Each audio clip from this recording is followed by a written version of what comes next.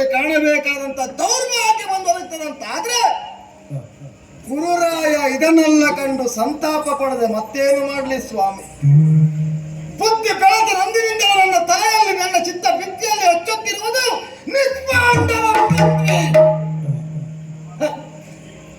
ಅದನ್ನು ಕೈಯ ಉದ್ದೇಶದಿಂದ ಹೊರಟಂತ ನನ್ನ ಸ್ಥಿತಿ ಈ ದುಸ್ಥಿತಿಗೆ ಬಂದದಂತಾದರೆ ಗುರುರಾಯ ಇದನ್ನೆಲ್ಲ ಕಂಡು ಮುರುಗದೆ ಮತ್ತೇನು ಮಾಡಲಿ. ಸಂಧಾನಕ್ಕಾಗಿ ಶ್ರೀಕೃಷ್ಣ ಪರಮಾತ್ಮ ಬಂದಾಗ 5 ಗ್ರಾಮವನ್ನು ಬಿಟ್ಟು ಪಾಂಡವರಿಗೆ ಸೂಜಿಯ ಮನೆ ಊರುವಷ್ಟು ಸ್ಥಳವನ್ನು ಕೊಡುವ ನಾನಲ್ವೇ ಅಲ್ಲ. ಬೇಕು ಅಂತಾದರೆ ಅಂಬಿನ ಮನೆಯಲ್ಲಿ ಬರೆದಿಟ್ಟಿದ್ದೇನೆ ಪಾಂಡವರಿಗೆ ಜಯಿಸಿಕೊಳ್ಳ ಎಂಬುದಾಗಿ ಭಗವಾನ್ ಮಂದಿರದಲ್ಲಿ ಕಂಠ ಬಾರಿಸಿದ ಹಾಗೆ ಹೇಳಿದವ ನಾನು. ಸಂಗ್ರಾಮ ಸಿದ್ಧವಾಯಿತು. ಪಾಂಡವರ ಪಾಳೆಯಲ್ಲಿ ಇರುವುದು ಕೇವಲ 7 ಅಕ್ಷೋಹಿಣಿ ಸೈನ್ಯ. ಆದರೆ ಕೌರವನನ್ನು ಓಲೈಸಿಕೊಂಡು ಬಂದವರು 11 ಅಕ್ಷೋಹಿಣಿ ಸೈನ್ಯ.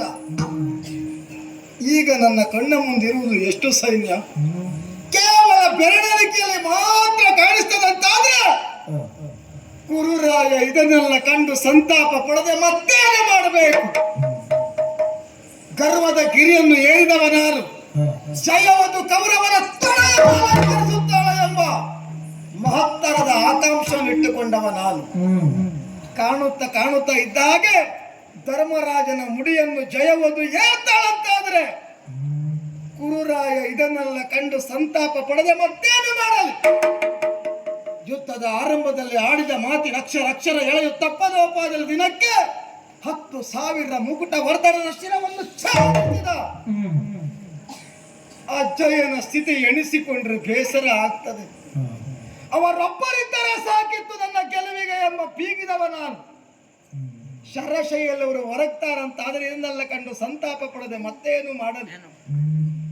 ಅತಿರಥ ಮಹಾರಥ ಅತಿಬಲ ಆಗಿದ್ದರೆಲ್ಲ ಧರಾಶಾಯಿಗಳಾಗ್ತಾರೆ, ಸತ್ತು ಸ್ವರ್ಗವನ್ನು ಸೇರ್ತಾರಂತಾದ್ರೆ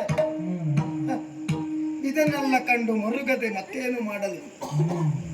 ನನ್ನ ಹತಾಶ ಮನೋಭಾವವನ್ನು ಅರ್ಥೈಸಿಕೊಂಡಂತ 9 ಕೋಟಿ ದಾನವರು ಕಳಶದಂತೆ ಕರಂದುಕಾಸುರರೆಲ್ಲ ನನಗೆ ಬಂದು ಧೈರ್ಯದ ಮಾತನ್ನು ಹೇಳಿದ್ರು, ಒಡೆಯ ನಾನಿದ್ದೇನೆ ಗೆಳೆಯ ಎನ್ನುವುದಾಗಿ ಮುಖದಲ್ಲಿ ಸಂತಸದ ರೇಖೆ ಹುಟ್ಟಿಕೊಂಡಿದ್ದು ಸತ್ಯ.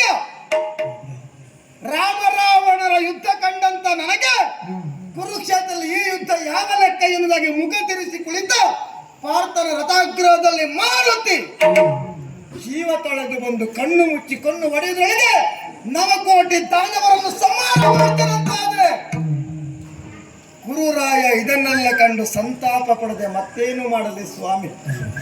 ನನ್ನವರನ್ನು ಎಲ್ಲವನ್ನು ಕಳೆದುಕೊಂಡೆ, ಏಕಾಂಗಿಯಾಗಿ ನಿಂತೆ ನಾನು. ನನ್ನ ಹೀನ ಸ್ಥಿತಿಗೆ ಕಾರಣರಾದ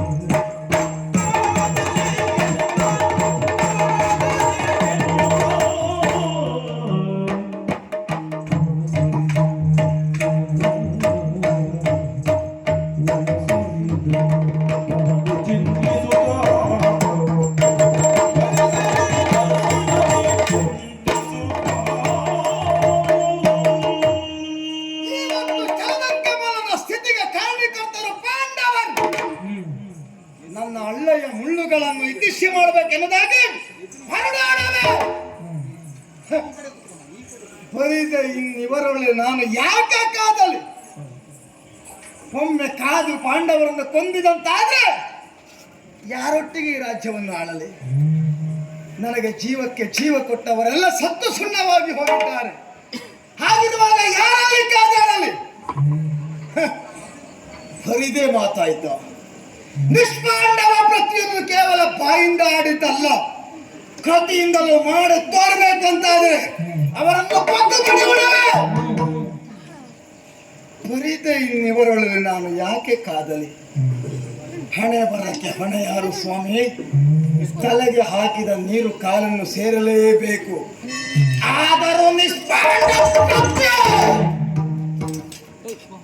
ಏನು ಕೇಳ್ತಾ ಇದ್ದೇನೆ? ಏನು